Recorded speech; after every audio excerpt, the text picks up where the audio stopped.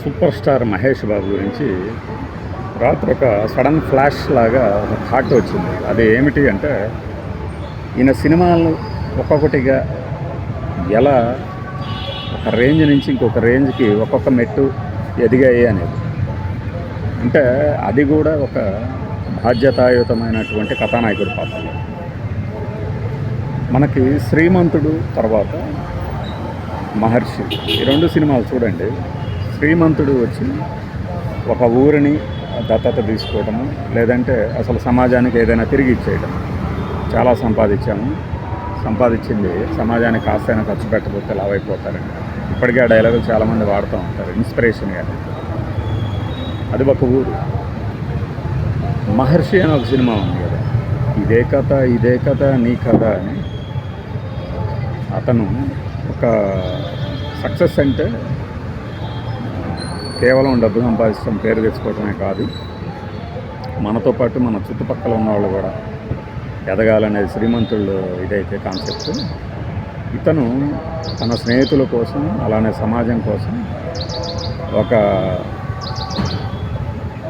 చిన్న టౌను చేసే ఒక ఉద్యమం కానీ, లేదంటే ఒక పారిశ్రామికవేత్తలకు వ్యతిరేకంగా సాగిన ఉద్యమాలు ఈయన ఎలా సాయపడ్డాడు. ఒక టెక్నోక్రాట్, ఒక టెక్ దిగ్గజం ఆరిజాన్ సీఈఓగా ఎలా చేశాడు అనేది రెండోది. అది మనకి ఫామ్ హౌస్ వీకెండ్ ఫార్మింగ్ అనే కాన్సెప్ట్ కూడా దాంట్లో బాగా పాపులర్ చేసేది కదా. ఈ రెండు సినిమాల తర్వాత మనకి భరత్ అని నేను వచ్చింది. అది ఒక స్టేట్ని నడిపించే నాయకుడు ఎలా ఉండాలి, నాయకుడు అవసరం లేని సమాజాన్ని సృష్టించాలంటే ఎలాంటి చర్యలు తీసుకోవాలి అనేది భరత్ అని నేను. నాకు భరత్ అని నేను అయితే ఒక కమర్షియల్ యాంగిల్లో, అట్లానే ఒక చిన్నపాటి సందేశం, ఎదుగో ఇలా ఉండొచ్చు కదా నాయకులు, ఇలా ఉంటే అంతా డెవలప్ అవుతుంది కదా అనేది. రైతుల సమస్యలు కానీ మరొకటి కానీ అన్నిటినీ స్పృశించింది అసలు. ఇది రాష్ట్రం. ఆ తర్వాత వచ్చిన సినిమాలు చూడండి, దేశ స్థాయికి తీసుకెళ్ళాడు. మన సరిలేరు నీకెవరిలో బార్డర్ దగ్గర ఉండే సైనికుడు ఎలా పోరాడుతూ ఉంటాడు. ఆ బార్డర్ దగ్గర సైనికుడే కనుక ఆ దేశంలో కానీ ఏదో ఒక ప్రాంతంలో సమస్య వస్తే దాన్ని అట్లా డీల్ చేస్తాడు. ఇదంతా ఒక క్రొనాలజీ లాగా అనిపించింది. నెక్స్ట్ దేశానికి వెళ్ళాడు. అంటే ఆ సినిమాని మనం డబ్ చేస్తే ఎక్కడైనా ఆయా పరిస్థితులు తగినట్లుగానే ఉంటుంది కదా. సరిలేరు నీకెవరు ముఖ్యంగా ఆర్మీ డ్రెస్లో మొదటి ఎపిసోడ్లో ఉంటుంది చూసారా, యాక్షన్ ఎపిసోడ్ సూపర్ అని. దాని తర్వాత దేశం తర్వాత ఏంటి, ప్రపంచం. ఈ మధ్యలో ఏం చేశారు మనకి, గుంటూరు కారం, సర్కారు వారి పాట. గుంటూరు కారం అంటే అసలు ఏ జోనర్లో ఇమడని సినిమా, ఒక మామూలు ఒక సినిమా. సర్కారు వారి పాటలో ఈ దేశం మొత్తానికి సంబంధించింది ఏంటి, స్కామ్లు ఎలా చేస్తున్నారు, ఒక చిన్న నోటీస్ కూడా తీసుకోకుండా అప్పు తీసుకొని ఎగ్గొట్టే వాళ్ళ బాపతులు, వాళ్ళని ఎలా దారికి తీసుకురావచ్చు, కొట్టచ్చు చంపచ్చు, ఇది కాదు సమస్యకు పరిష్కారం, ఇంకొకటి అది.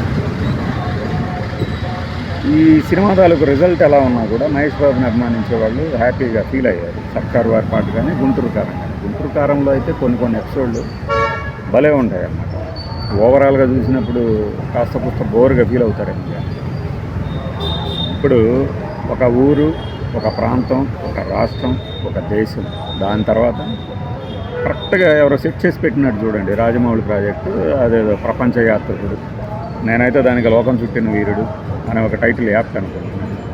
ఇప్పుడు ప్రపంచం దృష్టిని ఆకర్షించడానికి ఈ రుద్ర అనబడి మహేష్ బాబు ఏం చేస్తాడంట. రుద్ర అనేది క్యారెక్టర్ పేరు అంటున్నారు కాబట్టి నిజమో కాదో తెలియదు. కానీ అంటే ఒక హీరో తాలూకు కెరీర్ చూస్తే ఒక ప్రాంతం నుంచి, ఒక ఊరు నుంచి ప్రపంచ స్థాయికి కథని తీసుకెళ్ళగలుగుతాం అనేది ఈయనకే సాధ్యపడింది. గ్లోబల్ లెవెల్లో రిలీజ్ చేయటము ఓకే, కానీ ఒక్కొక్క సినిమా ఒక్కొక్క మెట్టు తెలియకుండానే అదొక ప్లాన్ చేసిన దానిలాగా మొత్తం చూసినప్పుడు అనిపించడం విశేషంగా అనిపించింది అన్నమాట. పొద్దున వచ్చే రాజమౌళి సినిమా ప్రపంచం మొత్తానికి రిలీజ్ చేయడానికి చేస్తారు, కానీ ఆ సబ్జెక్ట్ ఎలాంటిది అనేది చూడాలి.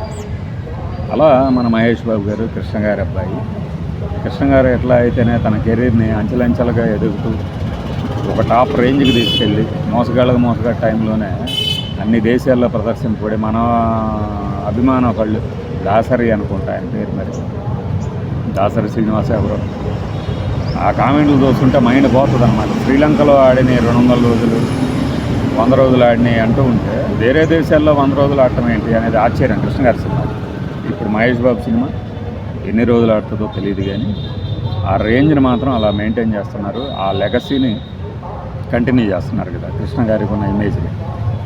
ఇప్పుడు ఈ విశ్లేషణ అనుకోండి, ఇంకోటానండి, ఈ సినిమాల్ని పోల్చుకుంటూ వస్తే ఆ ప్లానింగ్ అనేది అసలు బీజం కృష్ణ గారు ఎలా వేశారు, అతని భవిష్యత్తును ఎలా డిసైడ్ చేసి పెట్టారు ముందే అంటే, జస్ట్ నేను వచ్చి యాక్ట్ చేసి వెళ్తున్నాను అంతే, కెరీర్ని ఆయన అట్లా ప్లాన్ చేశారని మహేష్ బాబు గారు కూడా చాలాసార్లు చెప్పారు.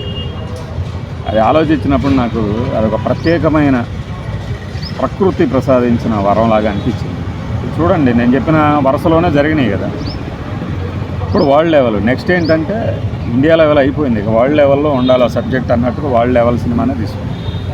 ఆ తర్వాత మళ్ళీ మనం లోకల్ ఇష్యూస్తో ఏదైనా సరదా సినిమా చేస్తే చేయొచ్చు, కానీ ఈ క్రొనాలజీ